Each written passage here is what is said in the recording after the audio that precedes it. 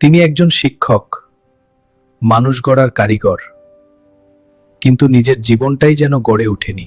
বাড়ি থেকে বহু দূরে বছরের পর বছর একটা বদলির আশায় দিন গুনছেন শিক্ষার্থীরা। আজ আমরা ইতিহাসের একটি গুরুত্বপূর্ণ অধ্যায় নিয়ে আলোচনা। হ্যালো ভাইয়া, মা অসুস্থ। ঠিক আছে, আমি দেখছি। মা অসুস্থ, বাবা নেই। ইন্না লিল্লাহ।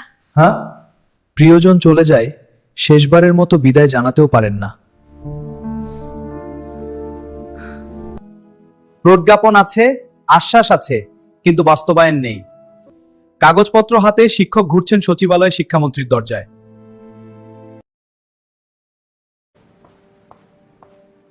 কতদিন আর অপেক্ষা, কতদিন আর এই কষ্ট।